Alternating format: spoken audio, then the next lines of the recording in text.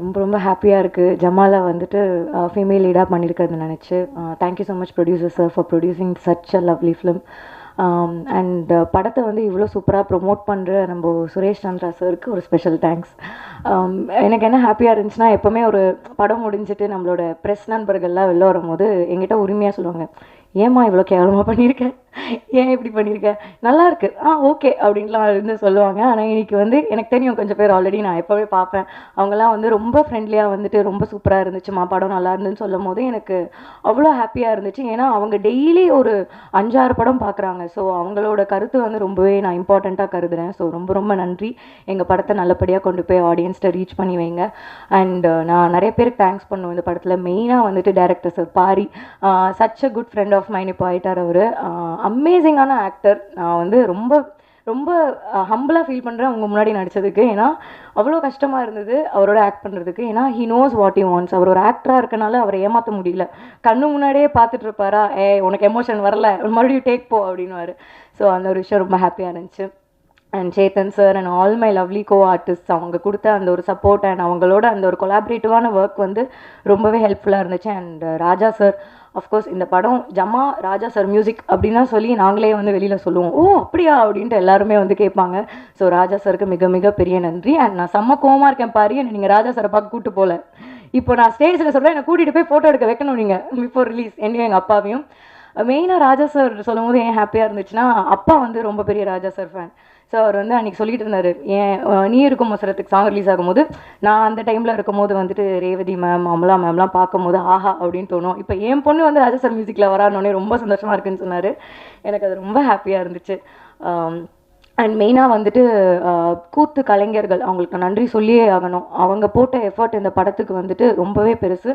அவங்களோட ஆக்டிங்லாம் நான் பார்க்கும்போது நம்மளாம் ஒன்றுமே பண்ணல அப்படின்னு மட்டும் எனக்கு நல்லா ரியலைஸ் ஆச்சு. ஏன்னா கேமரா முன்னாடி ஓகே கட், இன்னொரு வாட்டி போய்க்கலாம் அப்படின்னு சொல்கிறது ஈஸி.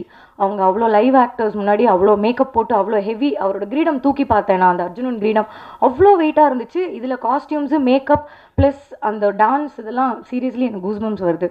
ஸோ அவங்களோட பர்ஃபார்மன்ஸ், அவங்களோட சப்போர்ட்டுக்கு நான் ரொம்ப ரொம்ப வந்து நன்றி சொல்லிக்கிறேன். ப்ளீஸ் எங்கள் படத்தை தேட்டரில் போய் பாருங்கள், ரொம்பவே நல்ல படம். சப்போர்ட்.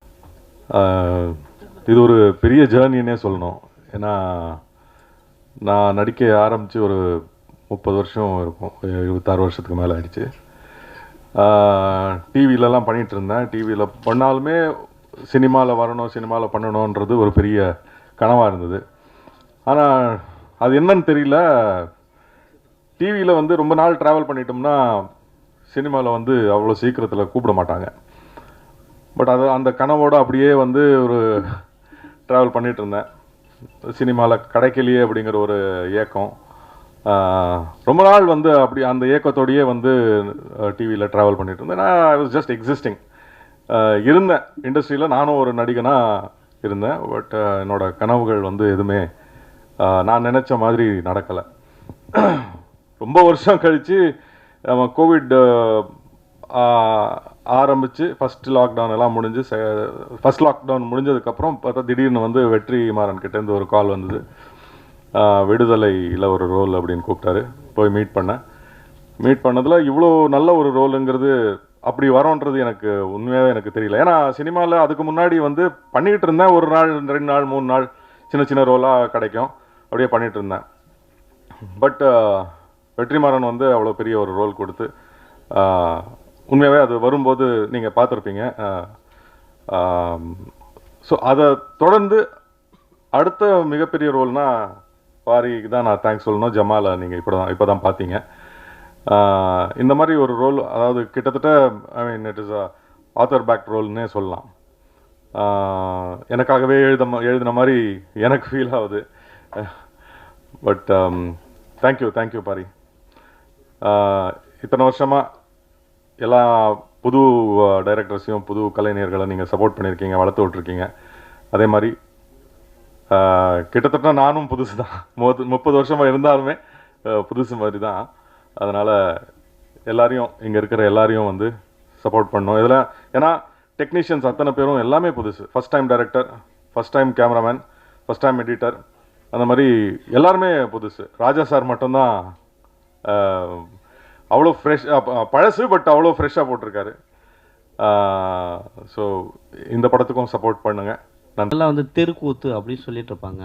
இப்போ அது வந்து ஜமா அப்படின்னு நீங்கள் கொண்டு வந்து காமிச்சால எல்லாம் மேலோட்டம் தான் போவாங்க. ஸோ இந்த ஜமா ஆரம்பிக்கிறதுக்கு எந்த ஜமா கிட்டேருந்து கற்றுக்கிட்டீங்க? இந்த அத்தனை பேருக்கு எந்த ஜமா குருநாதரை வச்சு இவங்க கிளாஸ் எடுத்தீங்க?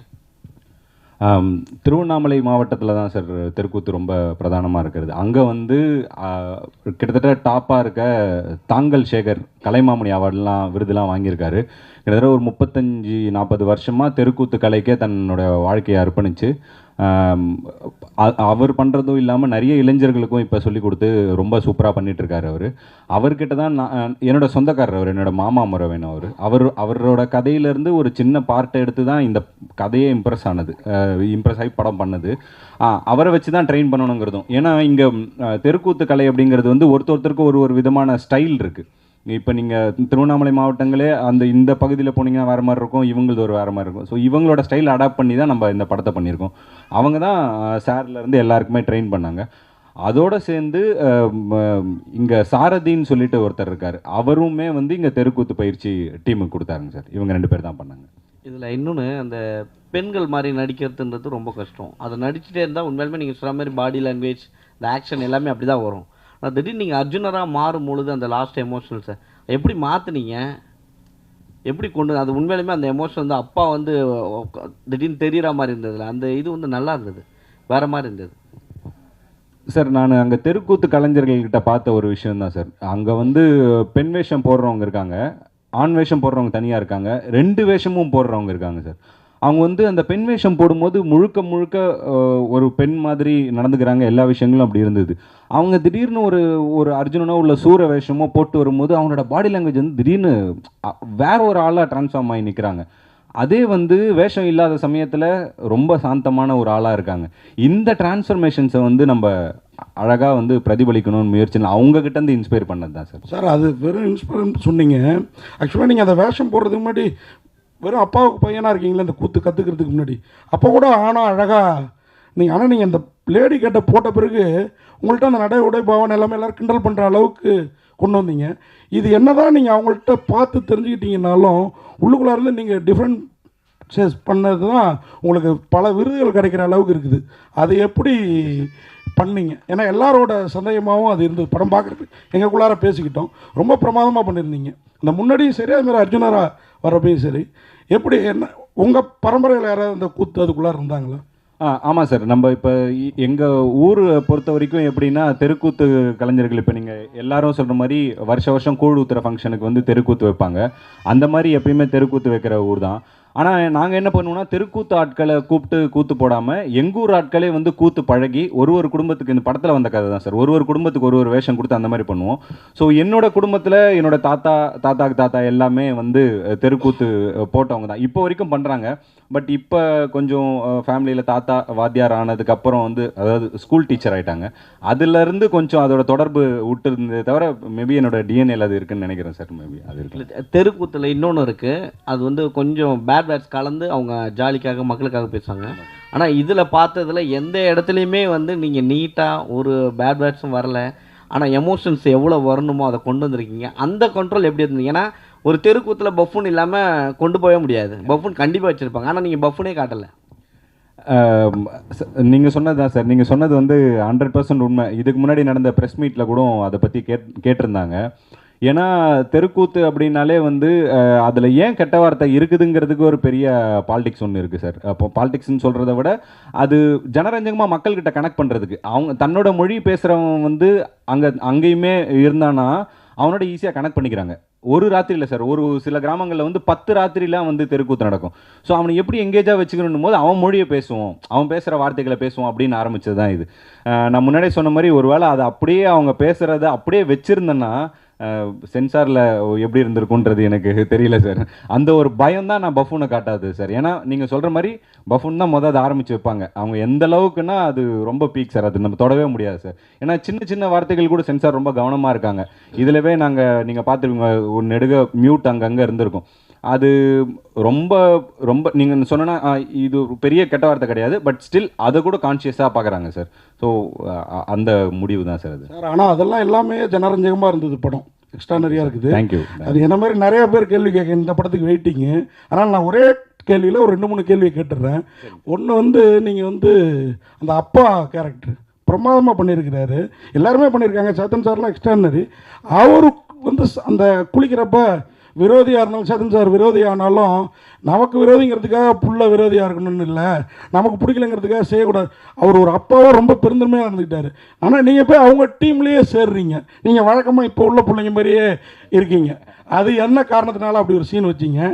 அதே மாதிரி கிளைமாக்ஸில் அம்மா அபிராமி கூட நீங்களோ இல்லை அந்த இன்னொருத்தர் உங்களுக்கு சப்போர்ட்டாக வராருல அந்த ஊர் தலைவரோட பையன், அவரோ ஜோடி சேருவீங்கன்னு பார்த்தோம். அங்கே போகவே இல்லை. எங்கள் எதிர்பார்ப்பு வேணும்னே பொய்யாக்கிட்டீங்களா?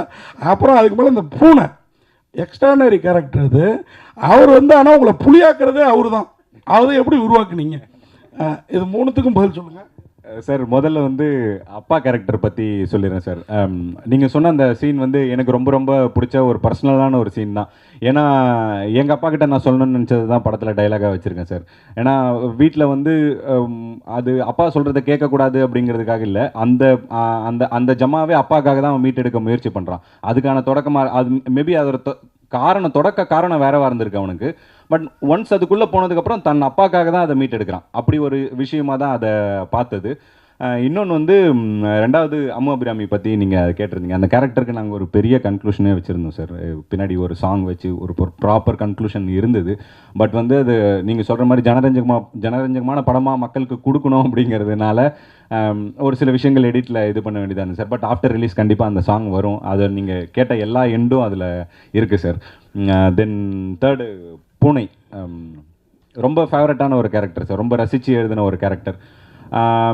கிராமங்களை பொறுத்த வரைக்கும் இந்த நண்பர்கள் இருக்காங்களே சார், நண்பர்களோட வயசு வித்தியாசம் வந்து சூப்பராக இருக்கும் சார் பார்க்குறதுக்கு.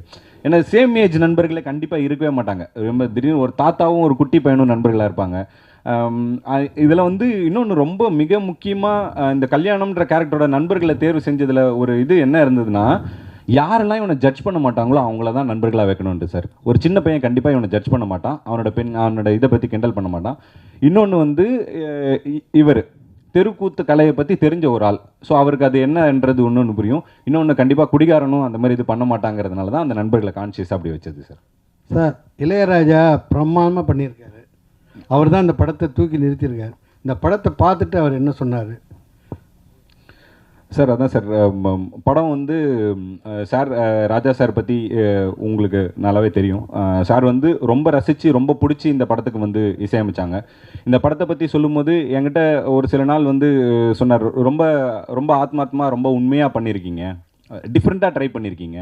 ஸோ நான் என்னோடய மியூசிக்லேயும் நான் டிஃப்ரெண்ட்டாக ஒரு விஷயங்களை ட்ரை பண்ணுறேன். நான் எப்பயும் வழக்கமாக உபயோகிக்காத இன்ஸ்ட்ருமெண்ட்ஸ்லேருந்து ரொம்ப தேர்ந்தெடுத்து டிஃப்ரெண்ட்டான இன்ஸ்ட்ருமெண்ட்ஸ் யூஸ் பண்ணாருங்க சார். அவர் சொன்னார், எனக்கு ஒரு சில இடங்களில் இது விருப்பம் இல்லாமல் இருக்குது, இருந்தாலும் இந்த கதைக்கு இந்த உலகத்துக்கு இது தேவைப்படுது அப்படின்னாரு. நான் அப்போ கூட நான் சார்கிட்ட சொன்னேன், சார் உங்களுக்கு பிடிச்ச மாதிரி கூட நம்ம அந்த விருப்பம் உள்ளதாகவே போகலாம் சார்னு சொல்லும்போது கூட அவர் ஒரு வார்த்தை சொன்னார், அப்படி இல்லை, இந்த கதைக்கு என்ன தேவையோ அதுதான் பண்ணணும், ஆடியன்ஸுக்கு வந்து புதுசான ஒரு எக்ஸ்பீரியன்ஸ் கொடுக்கணும், நீ டிஃப்ரெண்ட்டாக தானே படம் எடுத்திருக்க, நம்மளும் டிஃப்ரெண்ட்டாக முயற்சி பண்ணலாம் அப்படின்ட்டு தான் சார் சொன்னார். நீங்கள் சொன்ன மாதிரி சார் ஒரு ரொம்ப சிறந்த நடிகர். அவரை வந்து நம்ம ட்ரெயின் பண்ணணுன்ற அந்த அவசியமே இல்லாத அளவுக்கு அதான் அவர் வந்து விடாது கருப்புலேயே வந்து அந்த சாமி அந்த இதெல்லாம் போட்டதுனால அவருக்கு அந்த உடல் மொழி வந்து ரொம்ப ஈஸியாக வந்தது. நீங்கள் சொன்ன இந்த இது வந்து எங்களுக்குமே இருந்தது. ஸோ இவர் கடைசியில் தான் சார் செலக்ட் ஆனாங்க. கிட்டத்தட்ட ஒரு 6-7 நாள் தான் இருந்தது ஷூட்டிங்கு. அந்த டைமில் தான் சார் வந்து நாங்கள் போய் அவரை அப்ரோச் பண்ணோம், ஓகே சொன்னார். பட் அவர் கற்றுக்கிட்ட அந்த வேகம் வந்து எங்களுக்கு ரொம்ப ஆச்சரியமாக இருந்தது. இங்கே நாங்கள் முன்னாடி சொன்ன மாதிரி சாரதிங்கிற இங்கே ஒரு தெருக்கூத்து கலைஞர் ஒருத்தர் இருக்கார், சினிமாவும் பழகிட்டு தெருக்கூத்தும் இது பண்ணிட்டுருக்காரு. அவர்கிட்ட சார் வந்து தனியாக ட்ரைனிங் எடுத்துகிட்டு ஒரு 5-6 நாளுக்குள்ளவே அந்த அடவுகளை வந்து ரொம்ப சரியாக அவர் கற்றுக்கிட்டார். இன்னொன்று சார்கிட்ட ஒரு மிகப்பெரிய அட்வான்டேஜ் என்னென்னா அவருக்கு மியூசிக் ரொம்ப நல்லா தெரியும். ஸோ இசையை வந்து அவரால் ஈஸியாக புரிஞ்சிக்க முடியுது. நாங்களாம் தான் ரொம்ப கஷ்டப்பட்டோம். எனக்கு இசை பற்றி சாருக்கு இருக்க அளவுக்கு புரிதல் கிடையாது. அந்த தாளத்தை பிடிக்கிறது, அந்த மியூசிக். முதல் முறையாக ஒரு நடிகராக மக்களுக்கு முன்னாடி அரிகாரம் பூசி வந்து நடிச்சிருக்கீங்க ஓப்பன் பிளேஸில். மக்களுக்கு முன்னாடி, அதாவது ஷெட்டுக்குள்ளே நடிச்சிட்டு தான் ஸ்க்ரீனில் பார்ப்பாங்க. இப்போ நீங்கள் மக்களுக்கு முன்னாடி நடிச்சிருக்கீங்க. இவர் வந்து அந்த அர்ஜுனன் வேஷம் போட்டு அவர் அந்த பெண் வேஷம் போட்டு குந்தி வேஷம் போட்டு நடிக்கும்போது அந்த ஆடியன்ஸோட கண்ணீர்லாம் லைவாக காமிச்சிருந்தாங்க. அதை நீங்களும் பார்த்தீங்க, கண்ணு திறந்து பார்த்துட்டு க்ளோஸ் பண்ணும்போது நீங்கள் எப்படி ஃபீல் பண்ணீங்க அந்த நடிகர்? இப்போ மக்களுக்கு முன்னாடி நடிச்சது எப்படி இருந்தது உங்களுக்கு? அரிகாரம் பூசி நடிச்சது ஒரு நடிகராக நடிக்காமல் ஒரு தெருக்கூத்து கலைஞராக ஒரு கிராமத்தில் மக்களுக்கு முன்னாடி நடிச்சது நீங்கள் எப்படி ஃபீல் பண்ணீங்க? இல்லை, எனக்கு மக்கள் முன்னாடி இந்த அரிதாரம் பூசிட்டு நடிக்கிறது அது பெரிய கஷ்டமாக கிடையாது. ஆனால் அந்த அரிதாரம் பூசிட்டு அந்த வேஷம் போட்டு அந்த கிரீடெல்லாம் வச்சுக்கிட்டு நடிக்கிறது தான் ரொம்ப சிரமமாக இருந்தது. அப்புறம் அது ஒரு நீங்கள் சொன்ன மாதிரி அது ஒரு வேற ஒரு கலை. நம்ம நடிக்கிறது வேற, தெருக்கூத்துங்கிறது கலை, அந்த ஆர்ட் ஃபார்மே வேற ஆர்ட் ஃபார்ம் இல்லையா? ஸோ அதை கற்றுக்கிட்டு அதுக்கேற்ற மாதிரி நடிக்கிறது தான் கஷ்டமாக இருந்தது ஒழிய மக்கள் முன்னாடி நடிக்கிறது அது ஒன்றும் புதுசு இல்லையே, 30 வருஷமாக பண்ணிட்டு இருக்கிறது தானே. இயக்குனர் சார், இந்த கதையை அதாவது இந்த கலையை வந்து எப்படி முதல் முறையாக அந்த படமாக்கணும்னு நினச்சிங்க? சார், நான் சொன்ன மாதிரி திருவண்ணாமலை மாவட்டத்தில் இருந்து வந்தவன் சார் நான். ஸோ சின்ன வயசுலேருந்து தெருக்கூத்து வந்து எங்கள் வாழ்வியலோட ஒரு அங்கமாக தான் இருக்குது. முக்கியமாக இந்த கதை எழுதுறதுக்கு மிகப்பெரிய இன்ஸ்பிரேஷனாக இருந்தது அந்த தெருக்கூத்தோட சவுண்டு சார். அந்த தாளம் அடிக்கிற அந்த நம்ம இங்கே ஜால்ரான்னு சொல்லுவோம், அந்த தாளம்னு சொல்லுவாங்க, அந்த தாளத்தோட சவுண்ட் இருக்குல்ல சார், அது ரொம்ப சூப்பராக பயங்கரமாக இன்ஸ்பயர் பண்ணிச்சு சார். அந்த சவுண்டை நம்ம திரும்ப திரும்ப கேட்கும்போது நமக்குள்ளே ஏதோ ஒரு விஷயங்கள் பண்ணும். இந்த சவுண்டை வந்து மக்களுக்கு சொல்லும்போது புதுசாக இருக்கும். தியேட்ரிக்கலாக இந்த சவுண்டு வந்து படம் நெடுக வரணும், எல்லா இடத்துலையும் இது பரவி நிற்கணும், அது சீன்ஸே அதுக்குள்ளே இருந்தால் எப்படி இருக்கும், அந்த சவுண்ட் ரொம்ப புதுசாக இருக்குமே அப்படிங்கிற முயற்சி தான் சார் இதோட ஆரம்பம். டேரக்டர் சார் இங்கே ரைட்டில் நீங்கள் வந்து ஒரு ஹீரோயினை வந்து செலக்ட் பண்ணும்போது அவங்ககிட்ட ஒரு கதை சொல்லியிருப்பீங்க. அவங்க ஹீரோயின் வந்து எப்படி பார்த்தாலும் ஒரு லெஜெண்டான இருக்க வந்து ஒரு ஹீரோ வந்து செலக்ட் பண்ணுவாங்க. அது இல்லாமல் வந்து என்ன சொல்லியிருப்பாங்கன்னா, எனக்கு இதுமாதிரி ஸ்டோரி தான் வேணும்னு கேட்டிருப்பாங்க. படத்துக்குள்ளே வந்த உடனே ஒரு பெண்ணாக நடிக்கிற ஒரு ஹீரோவை அவங்க லவ் பண்ணுற மாதிரி ஒரு சீன் இருக்குது. அவங்க கேட்டவொன்னே அவங்க என்ன சொன்னாங்க, அவங்களோட ரியாக்ஷன் எப்படி இருந்தது? சார், இப்போ இந்த கதையை நான் வந்து இவங்க ஹீரோயின் கிட்ட சொல்கிறதுன்னு இல்லாமல் இந்த கதையை ஆரம்பத்தில் ப்ரொடியூசர்கிட்ட சொல்கிறதுலேருந்தே இந்த இது இருந்தது. இதை புரிஞ்சுப்பாங்களா, இவ்வளோ விஷயங்கள் நடக்குமா, இதை சரியாக புரிஞ்சுப்பாங்களா அப்படிங்கிற ஒரு விஷயம் இருந்தது. ஆனால் எனக்கு ஒரு மிகப்பெரிய லக் என்ன இருந்ததுன்னா, எல்லாருமே இதை ரொம்ப சரியாக புரிஞ்சுக்கிட்டாங்க. ஸ்டார்டிங் ஃப்ரம் த ப்ரொடியூசர்லேருந்து உள்ளே வந்த எல்லா நடிகர்களும் ரொம்ப மிகப்பெரிய புரிதல் இருக்க ஆட்களாக தான் இருந்தாங்க. ஸோ அதனால் அவங்கள கன்வின்ஸ் பண்ணுறது வந்து எனக்கு பெரிய கஷ்டமாக இல்லை. அவங்க வந்து ரொம்ப எக்ஸைட் ஆனாங்க. எல்லாருமே புதுசாக இருக்குது, அவங்களுக்குமே வந்து அவங்க எப்பயும் பண்ணுறது இல்லாமல் புதுசாக ஒரு சேலஞ்ச் வரும்போது அதை ரொம்ப ரசித்து பண்ணக்கூடிய ரொம்ப கதையோட புரிதல் இருக்க நடிகர்கள் தான் எனக்கு கிடைச்சாங்க. அது பெரிய லக்காக நினைக்கிறேன் சார். அதான் சார், அவங்க ஒருத்தவங்களோட வாழ்வியலை வந்து பிரதிபலிக்கும் போது நான் நிறையா முலாம் பூசி காட்டக்கூடாதுன்றதில் ஒரு முடிவு இருந்தேன் சார். நான் பார்த்து அந்த மாதிரி இப்போ நான் தெருக்கூத்து கலைஞர்கள் இந்த கதையை பற்றி விசாரிக்கும் போது அவங்க எங்கிட்ட முதல்ல சொன்னது வந்து, இது இப்போ தெருக்கூத்தில் வர்றதுக்கு இளைஞர்களுக்கு என்ன தயக்கமாக இருக்குதுங்க அப்படின்னு நான் வாத்தியார்கிட்ட ஒரு கேள்வி கேட்டேன். அப்போ என்கிட்ட சொன்னார், இல்லை அது எல்லாருக்கும் ஒரு பயம் இருக்குது, ஏன்னா தெருக்கூத்து கலைக்குள்ளே வரும்போதே வந்து குடிப்பழக்கத்துக்கு வந்து ரொம்ப ஈஸியாக அடிமையாயிடுறாங்க. நிறைய விஷயங்கள் இந்த லேடிஸ் விஷயத்துலலாம் கூட, ஏன்னா அவர் என்கிட்ட ஒரு விஷயம் சொன்னார், பெண் வேஷம் போடுறவங்களை வந்து பெண்கள் வந்து ரொம்ப ரசிப்பாங்க, அவங்களுக்கு வந்து நிறைய கேர்ள்ஸ் ஃபேன்ஸ் வருவாங்க. ஸோ இந்த மாதிரி பழக்கங்கள்லாம் இருக்கிறதுனால நிறைய இளைஞர்களை வந்து வீட்டில் அனுப்புறதுக்கு பயப்படுறாங்கன்னு வாத்தியார் என்கிட்ட சொன்னார். தென் நான் அதை இது பண்ணப்போ நான் எல்லாரையுமே நம்ம சொல்லலை, ஒரு சில பேர் வந்து அந்த பழக்கம் இருக்கிறவங்களா இருக்கிறாங்க. இப்போ இது வந்து நம்ம டைப் காஸ்ட் பண்ணதில்லை சார், அந்த கேரக்டர் அப்படிப்பட்ட ஒரு கேரக்டர்னு வச்சுதேனே தவிர மற்ற யாருமே அதை பண்ணவே இல்லை. அந்த கேரக்டருக்கு அது இருந்தது சார், அவ்வளோதான். இல்லை சார், அதான் சார், எல்லாருமே அப்படி இருக்கிறது இல்லைங்க சார். மேபி அந்த அளவுக்கு மாரல் இருக்க கேரக்டராக இந்த கேரக்டர் உங்களுக்கு புரிஞ்சிருக்கான்றது எனக்கு தெரியல சார். அவ்வளோ மாரல் இருக்க கேரக்டர் இல்லை சார். நீங்கள் திருவண்ணாமலை ஜமான்னு சொல்லிட்டே இருக்கீங்களே, நவராத்திரி பார்க்கலையா, அவதாரம் பார்க்கலையா, சினிமாவில் இருக்கிறேன்னு சொல்கிறீங்க? புரியல சார், புரியல. நவராத்திரியில் சிவாஜி கணேசன் சாவித்திரி போட்ட தெருக்கூத்து பார்த்தீங்களா? அவதாரத்தில் நாசர் போட்டிருந்தாரு, நாசர் சொந்த படம் அது. ஆமாம் சார். பார்த்தீங்களா இல்லையா? பார்த்தேன் சார். ஆனால் அதை பற்றிலாம் சொல்லவே மாட்டேங்கிறீங்க. இதே திருவண்ணாமலை ஜமான்னு திருப்பி சொல்லிட்டீங்க. அந்த இன்ஸ்பிரேஷன் உங்களுக்கு இல்லையா? இல்லை சார், இது எந்த கதையும் படத்தையும் பார்த்து இன்ஸ்பயர் பண்ணி எடுக்கல சார், அவங்களோட வாழ்வியலை இன்ஸ்பயர் பண்ணி எடுத்தது தான் சார். எதை பார்த்து இன்ஸ்பயர் ஆகிருக்குமோ அதை தானே சார் சொல்ல முடியும். ஸோ அதுதான் சார் நாங்கள் இதை பற்றி பேசணும். சேத்தன் சார், தேவதர்ஷினி மேடமும் சிறந்த நடிகை, இப்போ உங்கள் பொண்ணும் ஹீரோயின் ஆகிட்டாங்க. அவங்க இந்த குந்தி கெட்டப்பு இந்த மாதிரி தெருக்கூத்துலாம் பார்த்து என்ன சொன்னாங்க, என்ன கமெண்ட் அடிச்சாங்க?